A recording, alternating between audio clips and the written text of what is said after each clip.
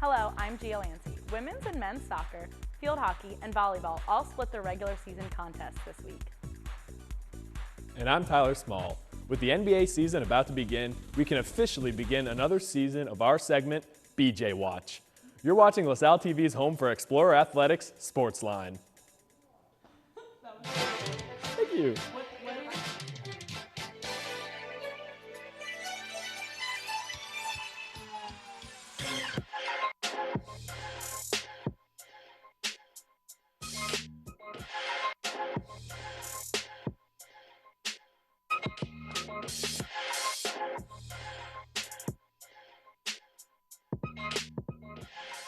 Welcome to SportsLine. SportsLine producer Isaiah Clark sat down with Sam Graver and Sarah Nahas to talk about their season this far.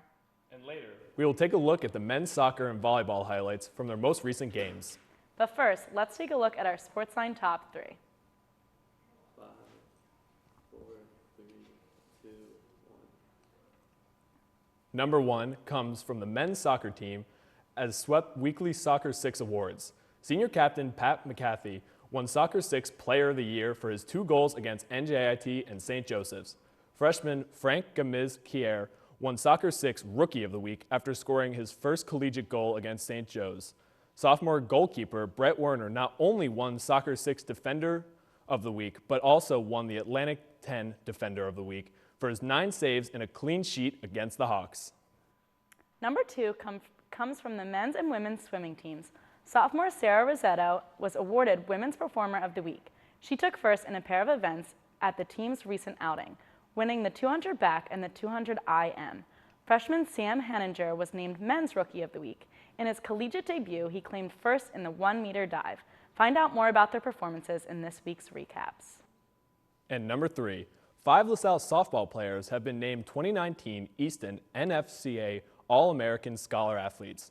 Seniors Emily Conaway, Lauren Morrill, juniors Ashley Mendenhall and Morgan Orlowski, and graduate Emma Schweigert each posted a cumulative GPA of 3.5 or higher at the conclusion of the 2018-2019 academic year. Morrill posted the highest GPA on the team with a 3.99, followed by Mendenhall with a 3.96, Conaway's 3.72, Orlowski's 3.7, and Schweigert's 3.67. The NFCA recognized over 8,000 students athletes every year in all 3 collegiate divisions. Well, it's really nice to see about the men's soccer team. You know, they're sweeping all the awards, and is there any other team even in Philly playing men's soccer right now? Doesn't look like it. You won't be able to tell from this most recent awards No. segment, but yeah, you're right. Pat McCarthy had a great week. Great freshman contributions, not just from Frank, but other players and Werner. We're going to get more into it later, but stepping into goal for Mora after a recent back and forth between the two of them. We'll talk more about that, but it was great to see the men's soccer team there. Definitely. The swimming awards were great. Henninger, with his first time touching a collegiate Division I pool, gets a gold medal, so that was huge for him. Yeah, and I mean, their season started last week, and they're already killing it. That's good for the future of the season. Exactly. And then, of course, we say it every week, but our academics that come with our Division I athletes have always amazed us, and some of the things that we saw here, especially from the softball team, was really great. Morrell with a 3.99 GPA is just unbelievable for anyone, especially an athlete, so it's really great to see. Yeah, definitely. But that wraps up our top 3. Now let's see how our teams did in this week's recaps. The women's soccer team went head-to-head with St. Joe's on Sunday. The women were on a 3-game win streak going into this game, and the morale was high. The blue and gold were out shooting the Hawks in the first half of the game, 6-3. However, the game went scoreless the entire first half. Going into the second half, the Hawks scored off a cross to the net in the 59th minute of the game. Now down 1-0, the Explorers struggled to maintain the deficit. Unfortunately, the rest of the game went scoreless for the Explorers, and the game ended with a score of 1-0. Goalkeeper Claudia Jenkins made 3 saves in net for the Explorers, and freshman Emily Banaszewski registered 2 shots on goal. Men's soccer faced off against City 6 rival and A10 rival St. Joe's. Josh Abrams has the coverage. On October 5th, the Explorers hosted Big 5 and A10 rival St. Joseph's at McCarthy Stadium under the lights. This game would be dominated by the Explorers defense early as they held strong on an early corner kick. LaSalle would transfer their strong defense to offense as sophomore Frank Gamiz-Quer finished off a Charlie Collins shot that ricocheted off the crossbar in the 11th minute. The Explorers tallied another goal from Pat McCarthy in the 21st minute to make the score 2-0. As most rivalries do, this game got physical in the second half and had to be broken up by officials. The defense would control the rest of the game as sophomore goalkeeper Brett Werner recorded his second clean sheet of the season off 13 shots on goal and 9 saves to secure the victory 2-0. For SportsLine, I'm Josh Abrams. The team then hit the road for a matchup against Rhode Island, and the defending Atlantic 10 champions delivered a crushing blow to the blue and gold. The Rams hit the ground running at the beginning of the match, landing on the scoreboard with a goal in the 11th minute.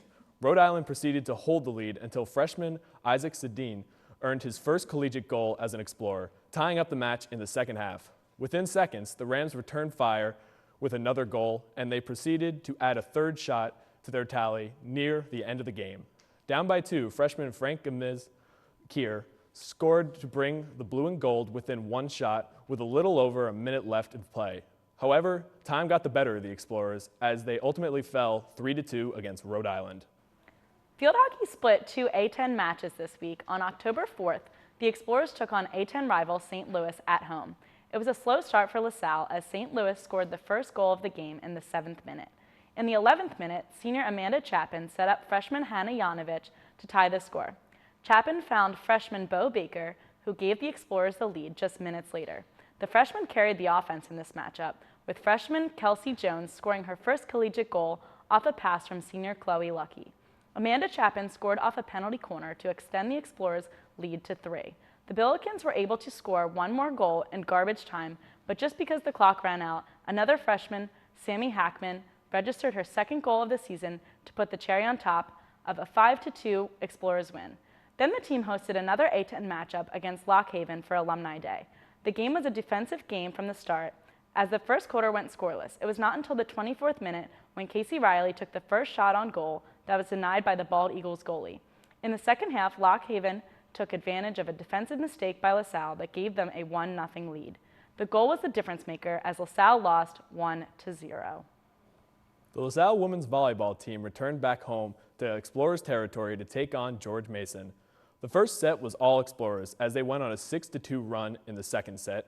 A pair of kills by senior Catherine Edgington, as well as senior Devin Cora and freshman Marissa Gusti, helped the blue and gold seal the second set. The first set of the match started off hot for the Explorers as they jumped out to a 14-7 advantage and outscored the Patriots 6-3. After a pair of kills by junior Samantha Graver and Cora, the Explorers swept the Patriots to get their first win at home this season. Graver led the team with 16 kills, while senior Catherine Wood earned 39 assists and 8 digs. They then went on to play George Washington. Isaiah Clark has the coverage. Sunday, October 6th, volleyball took on George Washington in A10 conference play. The Explorers started the game taking an early 4-2 lead, but the Colonials answered back with an 8-2 run. With the team trailing, LaSalle would bring the lead to just 1 on 4 separate occasions. They couldn't capitalize as GW scored 4 unanswered to win the set. The second set went back and forth before George Washington scored 4 straight to take a 7-3 lead. 2 kills from sophomore Lizzie Osborne and an ace from redshirt freshman Sarah Nahas would bring the score closer, but the Colonials managed to keep the lead. GW proceeded to score 5 straight to pull away again and take the set in a 2-0 lead. In the third and final set, LaSalle jumped out to a 10-6 lead. GW brought the lead to within 2, but the blue and gold responded to make the score 16-11. Things went sour after a Colonial timeout as they rattled off 5 unanswered points to tie the game before taking the lead. The Explorers found themselves down 23-19, but kills from seniors Devin Cora and Catherine Edgington plus 2 attack errors tied the game at 24. The Colonials quickly scored 2 points to seal the deal, sweeping LaSalle 3-0. The loss brings LaSalle's record to 7-8 on the year and 2-2 in conference. For SportsLine, I'm Isaiah Clark. Both men's and women's cross country competed in the Paul Short Run hosted by Lehigh. Starting with the men, they had 3 runners finish in the top 100 of the Gold 8K run. Junior Luke Jaku Zurkowski led the Explorers, finishing 48 out of a field of almost 400 runners. Next up was senior Nathan Gillis, who finished 79th. Sophomore Ibrahim Kadir snuck into the top 100 in 94th place. Going over to the women, they had 4 finishers in the top 100 in the gold 6K. Out of over 300 runners, Grace Mancini finished in her 23rd, crossing the finish at 20 minutes and 30 seconds. Her sophomore sisters, Elle and Liz Mancini, finished 32nd and 51st, respectively.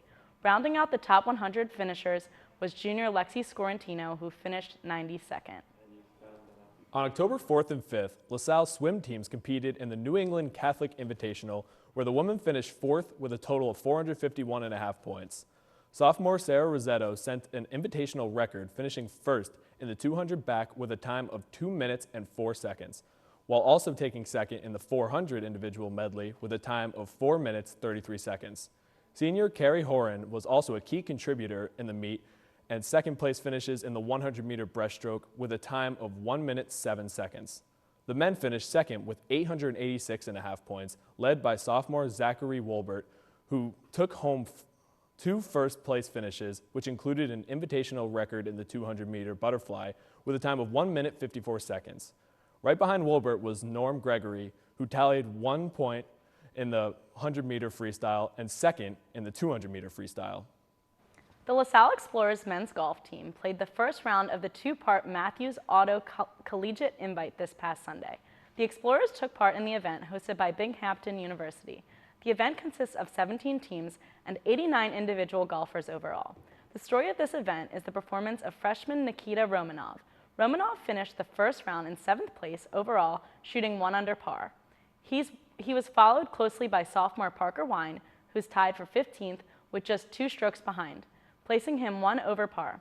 Currently, the team sits tied for 9th place with Iona College. The second day of this event was rescheduled, and the Explorers will return to New York on October 19th to finish the 2nd round. We're going to take a short break, but when we get back, we've got news on BJ Johnson, and an Isaiah Clark takes us on the sideline. Stay tuned.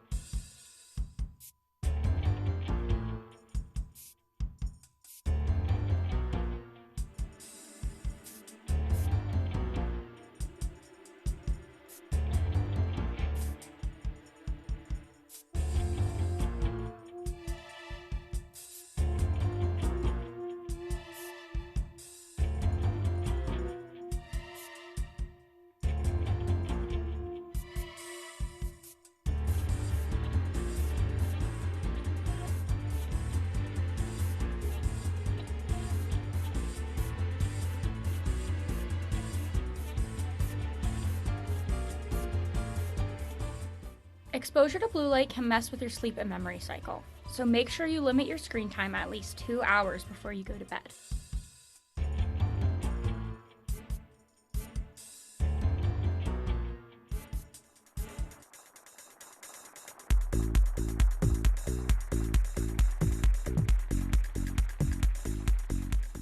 Welcome back. We have some news on LaSalle basketball alum BJ Johnson. He signed with the Orlando Magic for training camp again this year. Last year, Johnson spent training camp with the Orlando Magic before assigned to their G League affiliate, the Lakeland Magic. Johnson had an outstanding year with the Lakeland Magic, averaging 17.1 points per game and nearly 6 rebounds per game after winning the starting spot in late November. His performance earned him 2 10-day contracts with the Atlanta Hawks before closing out the season with the Sacramento Kings. Johnson also was named to the G League Elite team and competed internationally with the teams from 6 countries in which they finished 2nd. Earlier today, producer Isaiah Clark got to sit down with volleyball's Sam Graver and Sarah Nahas. Check it out. Welcome to On the Sideline. My name's Isaiah Clark, and today I'm joined by volleyball's Sam Graver and Sarah Nahas. Thanks for joining me. Thanks for having us. I just wanted to start by talking about the beginning of the season. You guys were on the road a lot. I think it's 13 away games before you actually played at home last weekend. How was that experience just going around? You guys were in California, Indiana, New York. You guys talk about that real quick. I thought it was pretty cool from my perspective. We hadn't done much of traveling that far, to the West Coast, really, and I think it was a great opportunity for us. I think since we did great last year, we had better opportunities and a lot of teams wanted to play us. So I thought it was really cool being able to travel even farther with the team, playing even better competition. And Sarah had a great time. She's from Illinois, so. Yeah, I was lucky. Actually, Notre Dame's not too far from where I actually live, so it was fun because a lot of my family got to come, and the same thing for like California. Jenny's from California and Lizzie's from the West Coast, so their family was able to come down and support them there. So it was just a lot of fun. And speaking of playing teams like Notre Dame, you also played ranked San Diego. You played Seton Hall. Is that like, you know, bigger schools are like, if you're getting attention from like bigger schools, do you think that's like the country like taking us more seriously as a program, or? I think 100%, yeah. I think we proved ourselves last year, and I think we've improved so much since my freshman year, her freshman year. I think we've really proved ourselves, and the rest of the nation, countries, kind of getting a little look at that now, and I think it's a great opportunity for us, yeah. And do you think the rest of the A-10 even cares about that type of thing? You know, is like the A-10 taking us more serious as well, or? I would think so. I think it's like a good thing for us to be having good games against like Notre Dame, San Diego, all of those teams. It boosts our like confidence, and then everyone's like, oh wow, they're actually playing well against these teams too. I think gives us like a chip on our shoulder. So. And then, like with all that traveling, you guys have like a favorite location you guys went to on that like little road trip? Oh, definitely California. Yeah, California was beautiful. I've never been to that part. It was awesome. No, like Santa Barbara. The beach, the weather, everything was beautiful. It was awesome. Yeah. So for Sam, so last year I was looking up some stats, and last year you ended with 143 kills. This year you passed that in like late September. Can you talk about like what goes into like that kind of improvement, or? Yeah, I think we talked last year. I kind of had like a different role. In the beginning, I was playing outside hitter and back row, so I did have the opportunity to get those kills. But then I took more of a back row role, so I was more of a defensive specialist by the end of the year and postseason. So I accepted that well. The team helped me out with that, and I think this year they really helped me take that role back again and playing all around. They helped me surpass it. Some great digs from the back row, good sets from Katie Wood and Sarah, and it's made it easy for me, And then for Sarah, you're a redshirt freshman. So I know a lot of people know like what a redshirt is, but like I don't think they know like the experience that goes with that. Can you like talk about? Yeah. So last year I injured my right hip and I had to get surgery, so I was out for all of last season. So with that, it was hard, but I thought it gave me like a lot of perspective on our team and what our team needed and how we run offense. And it was really helpful for me to be able to watch Katie Wood, who's a senior, our setter, how she handles the offense, like her play calls and all of that. So I got like a year of just learning. And so now each game I try to bring what I learned from last year into it with like energy and communication and whatever I think the team needs at that time. That's kind of what I learned from last year. And as hard as it was to sit out for an entire year, I thought in the end it was pretty helpful. And so by the end of last year, your old coach took a job somewhere else, and now Andrew Kroger, is that how you say his name? Yeah, he stepped up. So how did that change, you know, the team, like culture? Did anything change? Did it stay the same? Andrew was a big part of the coaching staff last year too. He did a lot of like the statistical stuff. He's very good with numbers, so he created all the scouting reports, and he was really a main part of our game and practices. So it's not all that much different. I just think practices, I think now more based on like statistics. Like we're good with numbers. We know our own numbers better, and like we have a better like perspective on our own numbers. So I think that's the main change I see. I don't know about you. It was an easy transition because he was such a main part of last year's coaching staff that this like transition wasn't that tough. Like we still respect him as the same coach. Like we looked to him as like our leader, and especially with Maggie, who's our assistant coach, she was a great addition. She kind of balances out, like Andrew's really good with the numbers and like our leadership, and then Maggie's she's only like 2 years out of college, so she really understands what we're going through and gets like our needs and stuff like that. So the whole transition is pretty fluid. And can you talk about, just real quick, like the seniors, like how they impact the team, like how they're like in a leadership role? Yeah, seniors, there's a lot of them. I think, what, seven? Six Yeah. of them. I don't know, there's been so many different ones going in and out. But I think, like Coach always says, he always talks about like the legacy that they've built. When they came here freshman year, the standard of play was a lot lower than it is now. And I think with the addition of all the players, my class, Sarah's class, like I think they've really set the foundation and they've made it easier for all of us to like transition to a better team. Yeah. Yeah, it's a lot of fun because, like Sam said, their freshman year, I think they won like one conference game or something like that. And it's fun because we want to win for them. Yeah. Like we want to have a good season so they can finish out their career at LaSalle saying we went from a 1-win conference season to a 10, 11. So it's something that like I think drives us to like play to our best ability. And they've been such a big part too because there are so many of them. A lot of them are like key positions on the floor. So it's made that transition, like me being just a defensive specialist last year, made it so much easier because I've already played with them. So so much easier to take on that role as outside hitter. And freshman libero, like Rachel has made it easier for her because there is that stability and foundation.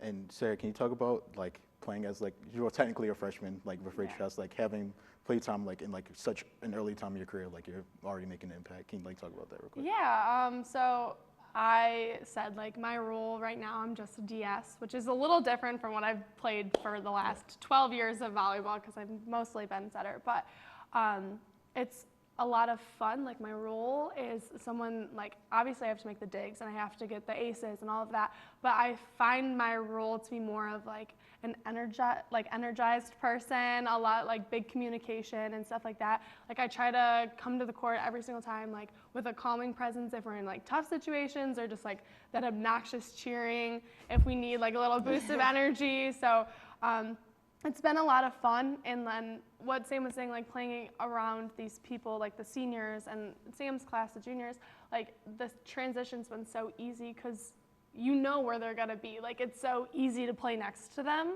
and they just like help you like, I don't know, persevere like through everything. So it's been a lot of fun. And I think my perspective on Sarah is like, it's hard because she's not in like a role or a position where it's like, oh, she has the most kills, she has the most digs, she has the most assists.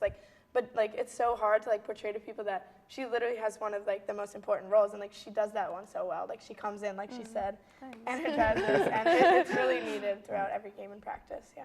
All right. Well, I want to thank you guys for joining me. I'm going to send it back to the desk. Yeah, so it was great that they loved their experience on the road. And I mean, they even said that they were being taken more seriously by big teams like Notre Dame, Princeton, and ranked San Diego.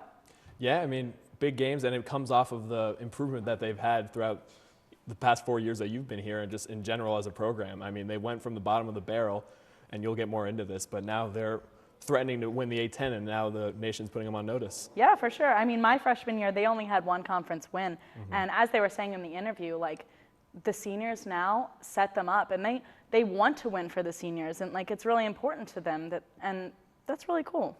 Yeah, and then that's just the team aspect of it. It's really great to see the underclassmen playing for those that came before them.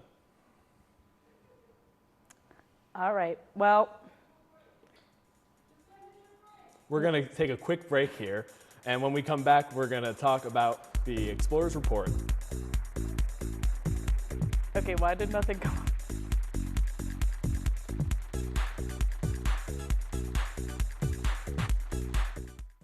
Yo, bro, what's good? What's going on? How you feeling, man? Doing good. How you doing? When'd you start smoking? Smoking? It's a jewel, bro. It's a jewel? Yeah. Listen, you might as well be smoking cigarettes. When you start juuling or vaping, you're 4 times more likely to start smoking cigarettes. Is that true? That's very true. Give me the jewel. You don't need it. To learn more about e-cigarettes, go to thetruth.com.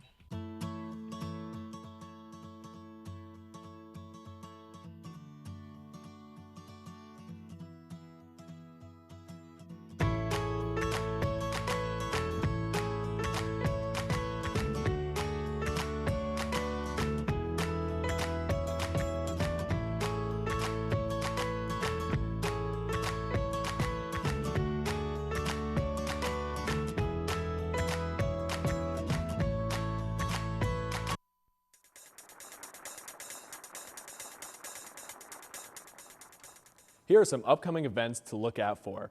Rowing takes on the water for the first time this season on October 12th as they compete in the Navy Day Regatta, and October 13th, field hockey travels to Villanova to take on the Wildcats. There's plenty of LaSalle sports action this upcoming week, so let us welcome Jim Wister for this week's Explorer Report. Thanks, Gia. On Saturday, October 12th, men's soccer takes on A10 rival St. Louis. The Explorers are coming into the matchup with a 6-5-1 record, while the Billikens are 7-3 and undefeated in the Atlantic 10. The team has been on fire at home, having a 5-1 record on home turf, dropping only one game to Lafayette earlier in the season. They've outscored their opponents 12 goals to 8 at home and have registered 2 shutouts. Pat McCarthy continues to lead the offense with 4 goals on the season, while getting support from Nigel Buckley, who has 3 goals and 1 assist. Moving to the Billikens offense is being carried by senior Leo Noves, who has 4 goals and 5 assists on the season. If LaSalle wants to win this matchup, they must keep up their excellent play at home. How much, Pat? Number 2. So against St. Joe's, they were really aggressive. And, Yeah. I mean, they fought. We love to see that. I mean, we joked about it. It was like a sporting fight where no punches Yeah, were for thrown. sure. But, I mean, they're a physical, gritty team. Yeah. And they've been led by their defense. I mean, I thought what was big coming back was Brett Warner posting that shutout just a couple games back after the freshman Moore kind of took his spot for a couple games, was 2-0-1 throughout that stretch. So it was a big step for the sophomore to come back into the net and hold it down for the team. Yeah, and I mean, this game's going to be close because, you know, A10 play is always close, so we'll see. Yes, exactly. But St. Louis has been pretty good this year, and we're going to get to that now as we get into our picks. Yeah, so sending it to Jim for his pick. I have the Explorers can't they winning this just do matchup 3-2, continuing their momentum at home, with senior Pat McCarthy leading the team to victory, scoring 2 goals in this matchup. Thanks, Jim. Now I'm going to go with my pick. I have St. Louis winning this one 2-1. And I have it 3-2. St. Louis winning. Now 4-0 in the conference, and they've won their last 4 games, so it'll be tough for the Explorers to win this one at home, but we'll see what happens. That just about wraps it up for us this week. If you can't make it out to see the Explorer Report, be sure to tune in next week for our coverage. Keep up with this weekend's other sporting events by visiting goexplorers.com or check out this week's edition of The Collegian. Also, check us out on Facebook at facebook.com/LaSalleTV and on Twitter and Instagram at SportsLine LTV. Be sure to answer this week's poll: pineapple or anchovies on pizza? Stick around for the credits to find out the answer of last week's Who Eats a Tasty Cake Faster? For Josh, Isaiah, and our SportsLine team, I'm Gia Lancey. And I'm Tyler Small. Thanks for joining, and we'll see you at the game.